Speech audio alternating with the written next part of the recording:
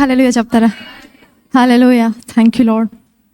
ఇంతవరకు మరి యేసుక్రీస్తు ప్రభువు సిలువలో పలికిన 4 మాటలు మనం చూసుకున్నాం. మరి 5వ మాట ఏంటంటే, యేసుక్రీస్తు సిలువలో పలికిన 5వ మాట మనం చూసినట్టయితే ఆయన ఈ మాటను చెప్తాడు. ఏంటంటే, నేను దప్పిగొనుచున్నాను నేను. హల్లెలూయా.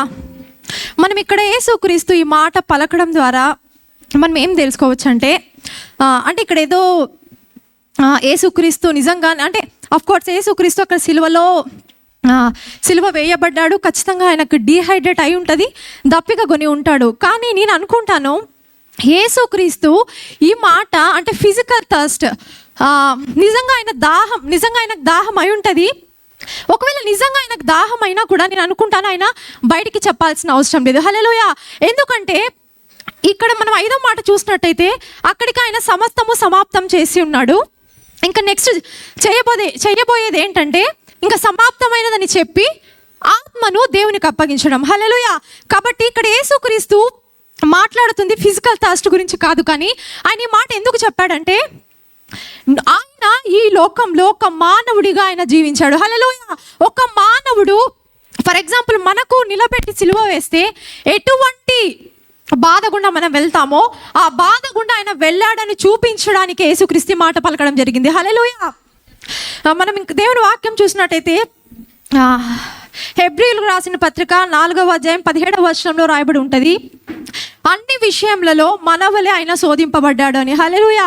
కాబట్టి ఇంకొక వాక్యం చూసినట్టయితే నేను ఎందుకు యేసుక్రీస్తు చెప్తుంది ఫిజికల్ థర్స్ట్ గురించి కాదని నేను ఎందుకు చెప్తున్నానంటే మార్క్స్ వార్త 15వ అధ్యాయం 23వ వచనంలో ఒక మాట రాయబడి ఉంటుంది, మరి ఎప్పుడైతే ఆ బోలమును తెచ్చి అక్కడ అంటే ఇంగ్లీష్లో మర్ అంటారు, ఆ బోలమును తెచ్చి కలిపి యేసుక్రీస్తుకి ఇచ్చినప్పుడు అక్కడ యేసుక్రీస్తు దాన్ని తీసుకోడు అనమాట. హల్లెలూయా. ఇంగ్లీష్లో ఇలాగ రాయబడి ఉంటుంది వైన్ మిక్స్డ్ విత్ మర్ అని. ఈ మర్ అనేది ఏంటంటే ఎవరికైతే సిలువ వేస్తారో సిలువ వేసినప్పుడు ఆ వ్యక్తికి ఈ మర్ని ఇచ్చినప్పుడు ఒక పెయిన్ కిల్లర్ లాగా ఇది పనిచేస్తుంది. ఇక్కడ మనం చూస్తున్నట్టయితే యేసుక్రీస్తు దీన్ని నిరాకరించాడు. అంటే ఆయన ఎందుకంటే ఆయన ఈ లోకంలో ఒక మానవుడిగా జన్మించాడు, ఒక మానవుడిగానే సిలువ వేయబడ్డాడని నీకు నాకు తెలియజేయడానికి ఆయన దీన్ని తిరస్కరించాడు. హల్లెలూయా. ఈరోజు నువ్వు నేను ఏ సమస్యల గుండా ఏ బాధల గుండా వెళ్తున్నామో వాటన్నిటి గుండా యేసుక్రీస్తు సిలువలో వెళ్ళాడు అని చెప్పడానికి, నేను మానవుడిగానే సిలువ వేయబడ్డానని చెప్పడానికి యేసుక్రీస్తు ఈ మాట పలికినట్లు మనం చూస్తాం. హల్లెలూయా. ఫస్ట్ది ఏంటంటే నేను 3 పాయింట్స్ చెప్తాను. ఫస్ట్ది వచ్చి యేసుక్రీస్తు మానవుడిగా మనం ఎటువంటి బాధలైతే బాధల గుండా వెళ్తామో, ఎటువంటి రోగాల గుండా వెళ్తామో వాటన్నిటిని సిలువలో ఒక మానవుడిగా ఆయన అనుభవించాడని మొదటి మనం చూడవచ్చు. సెకండ్ది వచ్చి ఆయన ఎందుకు ఈ మాట పలికాడంటే ప్రవక్తలు పలికిన ప్రవచనాలను నెరవేర్చడానికి. హల్లెలూయా. ప్రవక్తలు కీర్తనలో మనం చూసినట్టయితే 69వ అధ్యాయం 21వ వచనం ఇలాగా వ్రాయబడి ఉంటుంది, వారు చేదును నాకు ఆహారముగా పెట్టిరి, నాకు దప్పిగా అయినప్పుడు చిరకను త్రాగనిచ్చిరి అని. హల్లెలూయా. ఈ లేఖనమును నెరవేర్చడానికి యేసుక్రీస్తు ఈ మాటను పలికినట్లు మనం చూస్తాం. యేసుక్రీస్తు నేను దప్పిగా కొనుచున్నానని ఎప్పుడు అన్నాడు? మనం యోహాను సువార్త 28వ అధ్యాయంలో చూసినట్టయితే అక్కడ వ్రాయబడి ఉంటుంది, అటు తర్వాత సమస్తమును అప్పటికి సమాప్తమైనదని యేసు ఎరిగి. హల్లెలూయా. లేఖనము నెరవేరునట్లు నేను దప్పిగొనుచున్నానని నేను ఇక్కడ రాయబడి ఉంది. అటు తర్వాత సమస్తమును అప్పటికి సమాప్తమైనదని యేసు ఎరిగి. ఏంటి సమాప్తమైందంటే నేను అనుకుంటాను యేసుక్రీస్తు తనను తాను పరీక్షించుకొని ఉంటాడు. ఇంకా నేను తీసుకోవాల్సిన రోగం ఏమైనా ఉందా, ఇంకా నేను తీసుకోవాల్సిన పాపం ఏదైనా ఉందా, ఇంకా నేను ఈ లోకం కొరకు చేయవలసినది ఏదైనా ఉందా అని యేసుక్రీస్తు ఆ క్షణం ఆలోచించి ఇక సమస్తము ఏ పీడ ఏ రోగము ఏ పాపము కూడా నేను తీసుకోవాల్సింది లేదు, ఇక సమస్తము లోకంలో ఉన్న సమస్తాన్ని. ఇక్కడ ఒక మాట మీరు గుర్తుపెట్టుకోవాలా, యేసుక్రీస్తు మీద ఏ రోగము ఏ పాపము వెళ్ళలేదండి. ఆయన తీసుకోవడం ద్వారా దేవుడు ఆయన చెయ్యిని వదిలేయడం ద్వారా యేసుక్రీస్తు దాన్ని యాక్సెప్ట్ చేయడం ద్వారానే ప్రతి పాపం, ఎందుకంటే ఏ రోగము కూడా ఆయన ఏమీ చేయలేదు, ఏ పాపము కూడా ఏమీ చేయలేదు, ఎందుకంటే యేసుక్రీస్తు పరిశుద్ధుడు కాబట్టి. హల్లెలూయా. ఎప్పుడైతే యేసుక్రీస్తు రోగాన్ని సమస్త బాధలను తీసుకున్నాడు, ఇక ఏది కూడా నేను ఈ లోకంలో చేయవలసింది లేదు అని యేసుక్రీస్తు ఎరిగినప్పుడు తెలుసుకున్నప్పుడు ఈ మాట లేఖనము నెరవేరినట్లు ఆయన ఏం చేయాల్సి ఉందంటే సమస్తము సమాప్తం చేస్తున్నాడు. ఇంకా ఆయన చేయవలసింది ఒకటే, లేఖనములో ఏదైతే వ్రాయబడిందో ఆ మాట ఆయన పలికినట్లయితే ఆయన ప్రవచనము సంపూర్తి అవుతుంది. హల్లెలూయా. ఇక్కడ ఇంకొక విషయం మనం గమనించాల్సింది ఏంటంటే, యేసుక్రీస్తుకు తెలుసు ఆయన లేఖనంను నెరవేరుస్తూ ఉన్నాడని. హల్లెలూయా. కానీ ఇక్కడ మనం చూసినట్లయితే ఈ లేఖనం ఎప్పుడు నెరవేరుతుంది? యేసుక్రీస్తు నేను దప్పిగా గొనుచున్నానని చెప్పినప్పుడు, అలాగే ఆయనకు చిరకని ఇచ్చినప్పుడు. యేసుక్రీస్తుకు తెలిసి మాట మాట్లాడుతున్నాడు. కానీ ఇక్కడ అద్భుతం ఏంటో తెలుసా? అక్కడ ఉన్న సైనికుడు ఉన్నాడు కదా, ఆ సైనికుడికి తెలియకుండానే యేసుక్రీస్తుకు ఆ చిరకను ఇచ్చి దేవుని యొక్క ప్రవచనాన్ని నెరవేరుస్తూ ఉన్నాడు. హల్లెలూయా. అర్థమైందా మీకు? యేసుక్రీస్తుకు తెలుసు ఆయన ఏం మాట్లాడుతున్నాడో, ఏ ప్రవచనాన్ని పలుకుతున్నాడో, కానీ అక్కడ ఉన్న సైనికుడికి తెలియదు. తెలియకుండానే దేవుని యొక్క ప్రవచనాన్ని ఆ సైనికుడు నెరవేరుస్తూ ఉన్నాడు. నేను ఇక్కడ ఏం చెప్పాలనుకుంటున్నానంటే, యేసుక్రీస్తు అక్కడ సిలువ వేయబడినప్పుడు భయంకరమైన పరిస్థితిలో ఉన్నాడు. అసలు అక్కడ ఆయనకు అనుకూలంగా పరిస్థితులు లేవు. అప్పటికీ కూడా ఆయన ప్రవచనంలో ఏమి చెప్తున్నాయో దాన్ని నెరవేర్చడానికి, అంటే దేవుని యొక్క వాక్యానికి విధేయత చూపించాడు ఆయన. హల్లెలూయా. ఎటు తిరిగి నేను దేవుని యొక్క వాక్యంలో ఏం చెప్తుందో దాన్ని నెరవేర్చాలని ఆతురత అంటారు కదా, ఖచ్చితంగా నెరవేర్చాలని మాటను పలికినట్టు మనం చూస్తాం. హల్లెలూయా. అప్పుడు ఏమైంది? అక్కడ తెలిసి యేసుక్రీస్తు మాటను చెప్పాడు, తెలియని సైనికుడు కూడా ప్రవచనాన్ని నెరవేర్చాడు.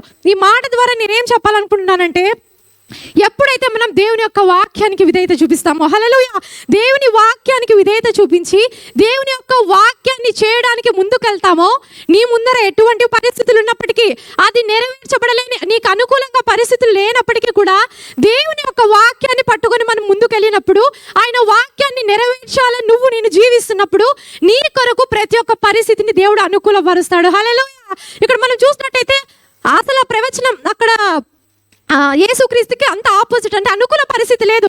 అయినప్పటికీ కూడా దేవుడు ఏం చేశాడు? యేసుక్రీస్తు మాట నేను దప్పిగా కొనుచున్నానని పలకడం ద్వారా, ఆ సైనికుడు ఆ చిరకను తెచ్చి ఇవ్వడం ద్వారా దేవుని యొక్క ప్రవచనాన్ని, ప్రవక్తలు పలికిన ప్రవచనాన్ని దేవుడు కంప్లీట్ చేశాడు. హల్లెలూయా. ఈరోజు నీ జీవితంలో కూడా ఎప్పుడైతే దేవుని యొక్క వాక్యాన్ని మనం పట్టుకుంటామో, దేవుని యొక్క వాక్యానికి విధేయత చూపించి దాని వైపు మనం నడిచినప్పుడు, నీ జీవితంలో ఎటువంటి పరిస్థితులున్నా ఇది జరగదు, ఇది అవ్వదు అని నీకు అనుకూల పరిస్థితి లేనప్పటికీ దేవుని వాక్యం మీద నిలబడినప్పుడు నీకు సమస్తము అనుకూలంగా దేవుడు మార్చగలడు. హల్లెలూయా. మొదటిదేంటి? యేసుక్రీస్తు మానవుడిగా ఈ భూమి మీద జన్మించాడు. మానవుడిగానే ప్రతి ఒక్క పాపాన్ని, ప్రతి ఒక్క భారాన్ని సిలువలో అనుభవించాడు. సెకండ్ ఏంటి? యేసుక్రీస్తు మాట ఎందుకు పలికాడంటే, లేఖనములు నెరవేరినట్లుగా ఈ మాట పలికి దేవుని యొక్క వాక్యానికైనా విధేయత చూపించాడు. హల్లెలూయా.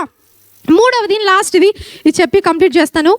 మూడవది ఎందుకంటే, నా దప్పిక తీర్చడానికి ఆయన దప్పిక కొని ఉన్నాడు. హల్లెలూయా. ఒకసారి చెప్తారా? నా దప్పిక తీర్చడానికి దేవుడు దప్పిక కొని ఉన్నాడు.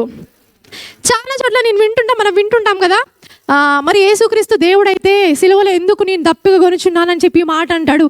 అలాంటి దేవుడు అవుతాడా అని ఇలా చెప్తా ఉంటారు అనమాట. కానీ నిజమే, వారికి ఆ క్వశ్చన్ రావచ్చు.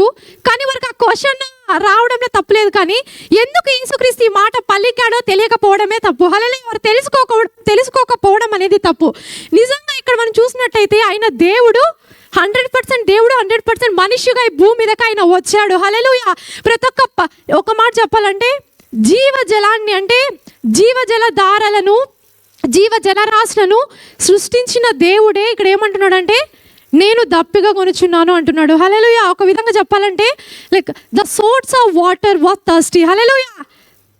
అంటే నీటిని ఎవరైతే సృష్టిస్తారో, నీటిని ఎవరైతే సృష్టించారో ఆ వ్యక్తే నేను దప్పిక కొనుచున్నాను అని చెప్తున్నాడు. ఇదంతా ఎవరి కోసమే తెలుసా?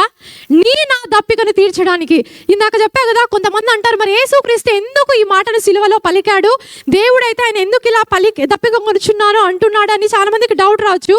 వారందరికీ, ఒకవేళ ఆన్లైన్లో చూస్తున్న వారైనప్పటికీ, ఇక్కడ ఉన్న వారికి మీకు ఆ క్వశ్చన్ ఉంటే నేనేం చెప్పాలనుకుంటున్నానంటే, అసలు యేసుక్రీస్తు భూమి మీదకి వచ్చిందే మరణించడానికి. హల్లెలూయా. ఆయన మరణించడం ద్వారా మనము బ్రతికాం.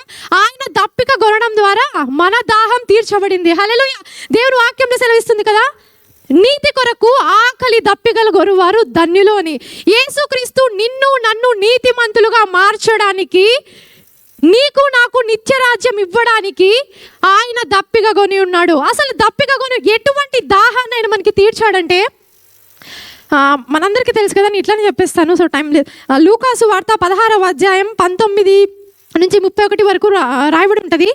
చాలా మందికి తెలిసి ఇది, ఒకవేళ తెలియని వారి మరీ చదవండి. లూకాసు వార్త 16వ అధ్యాయంలో 19 నుంచి 31 వరకు ఆయన రాయబడి ఉంటుంది. అసలు ఎటువంటి దప్పికను ఆయన మనకి తీర్చాడంటే, ఇక్కడ లాజరు, ధనవంతుడు అని ఇద్దరు ఉంటారు. లాజరు ఎవరంటే యేసుక్రీస్తుని ఎరిగిన వ్యక్తి, ధనవంతుడు యేసుక్రీస్తు అంటే తెలియని వ్యక్తి. ఇక్కడ వీరిద్దరు కూడా చనిపోయినప్పుడు లాజరు ఏమవుతుంది, ఆ పరదేశికి వెళ్ళి అబ్రహాం యొక్క రొమ్మున ఆనుకోవడం జరుగుతుంది. అలాగే ధనవంతుడు చనిపోయినప్పుడు యేసుక్రీస్తు ఆయన జీవితంలో లేడు కాబట్టి ఆయన నరకానికి వెళ్ళడం జరుగుతుంది. ఇక్కడ మనం చూసినప్పుడు ఈ నరకంలో ఉన్న ధనవంతుడు ఏం చేస్తాడంటే, పైన అబ్రహాము రొమ్మున ఆనుకొని ఉన్న లాజర్ను చూసి అబ్రహాంతో అంటాడు, ఒక్కసారి రిక్వెస్ట్ చేస్తాడనమాట, దయచేసి కనుకరించి ఇక్కడ నేను యాతన పడుచున్నాను, అగ్నిలో కాలుతా ఉన్నాను, మంటల్లో కాలుతా ఉన్నాను, నా నాలుకను చల్లార్చుటకు దయచేసి ఒక్క చుక్క నీటిని లాజరుకి నా నోట్లో వేయమని చెప్తావా అని చెప్పి అబ్రహామును వేడుకుంటాడనమాట. హల్లెలూయా. నిజంగా ఇందాక చెప్పా కదా, యేసుక్రీస్తు నా దప్పికను తీర్చడానికి ఆయన దప్పిక కొనున్నాడు. ఎటువంటి దప్పిక? ఇప్పుడు ఇక్కడ ధనవంతుడు ఏ దప్పికనైతే అనుభవిస్తున్నాడో, ఏ యాతననైతే అనుభవిస్తున్నాడో, ఏ పీడనైతే అనుభవిస్తున్నాడో, ఏ అగ్నిలో అయితే కాల్చబడుతున్నాడో, ఆ యొక్క దప్పిక, ఆ పీడ నీకు నాకు లేకుండా యేసుక్రీస్తు దప్పిక కొనడం జరిగింది. హల్లెలూయా. దేవుని వాక్యంలో ఉంటుంది, దేవుడు అంటాడు, మనం ఎప్పుడైతే యేసుక్రీస్తు నా కొరకు దప్పిక కొన్నాడు, మన సమస్త దాహము తీర్చబడిందని నమ్ముతామో, ఎందుకంటే దేవుని వాక్యంలో సెలవిస్తుంది, నేనిచ్చు నీరు త్రాగువారు ఇక ఎన్నడూ కూడా దప్పిక కొనరని. ఒకవేళ మీరు ఇది మొదటిసారిగా వింటుంటే నేనేం చెప్పాలనుకుంటున్నానంటే, యేసుక్రీస్తు సమస్త, ఇప్పుడు దప్పిక అంటే దాహం అంటే ఏదో వాటర్ గురించే కాదండి. ఇప్పుడు ఫర్ ఎగ్జాంపుల్ సంథింగ్ వాంట్స్ అంటే మనకి ఏదైనా ఒకటి కావాలా, ఏదైనా కొరతగా ఉంది అన్నప్పుడు మనం దప్పిక అనొచ్చు, దాన్ని దాహం అనొచ్చు. ఒకవేళ నీ జీవితంలో నువ్వు ఆరోగ్యమనే దాహాన్ని కలిగి ఉన్నావేమో, అనారోగ్యంతో బాధపడుతున్నావేమో, ఆరోగ్యం నీ జీవితంలోకి రావడం ద్వారా నీకు దాహం తీరుతుందేమో. ఒకవేళ నువ్వు అప్పుల సమస్యల దాహంలో ఉన్నావేమో, రోగం అనే దాహం, అనారోగ్యం అనే దాహంని నువ్వు కలిగి ఉన్నావేమో. నేను మీకు చెప్పాలనుకుంటుంది ఏంటి తెలుసా, నీ యొక్క కేవలం నరకంలో నువ్వు పడే యాతన, దప్పిక గురించి యేసుక్రీస్తు నిన్ను విడిపించడమే కాకుండా, నువ్వు ఈ లోకంలో ఈ భూమి మీద ఉన్నప్పుడు కూడా ఎటువంటి దాహము, ఎటువంటి పీడ లేకుండా నువ్వు జీవించే జీవితాన్ని ఆయన ఇచ్చాడు. మీరు ఇది మాట నమ్మినట్టయితే, యేసుక్రీస్తు నా కొరకు బలియాగం అయ్యాడు, నా కొరకు సమస్తమైన ఆయన దప్పిక కొన్నాడు, ఆయన దప్పిక కొనడం ద్వారా నాకు జీవజలం అనేది లభించింది అని నేను నమ్మినప్పుడు నేను పరలోకంలో ఉంటాం. హల్లెలూయా. ఆ ధనవంతుడు ఎలాగైతే అక్కడ బాధపడుతున్నాడో అటువంటి బాధ మనకు లేదండి. ఆ బాధను యేసుక్రీస్తు తీసేశాడు. మనం ఎప్పుడైతే యేసుక్రీస్తుని రక్షకుడు అంగీకరిస్తామో, ఆయన నిజంగా సిలువలో మన సమస్త పాపములను, పీడను ఆయన తీసుకొని, ఒక మానవుడు, ఇక్కడ తెలుసుకోవాల్సింది ఏంటంటే, యేసుక్రీస్తు ఒక మానవుడు, ఆయన దేవుడే, ఆయన మానవుడుగా వచ్చాడు, మానవుడుగానే బలియాగం అయ్యాడు. ఆయన పరిశుద్ధుడుగా ఉన్నప్పటికీ కూడా నా పాపంలో ఆయన తీసుకున్నాడు, నీ రోగాన్ని తీసుకున్నాడు, సమస్తము తీసుకుని ఒక మానవుడు అనుభవించే ప్రతి ఒక్క పీడను ఆయన అనుభవించాడు. ఆయన ప్రతి ఒక్క దప్పికను తీర్చడానికి, దాహం కలిగి నీ దప్పికను తీర్చడానికి నేను నమ్మినప్పుడు మన జీవితంలో జీవజలాన్ని మనం పొందుకుంటాం. హల్లెలూయా. నేను నమ్ముచున్నాను ఈ మాటలు పరిశుద్ధ ఆత్మదేవుడు అర్థమయ్యేలా చేశాడని. Thank you. హల్లెలూయా. హల్లెలూయా. నిజంగా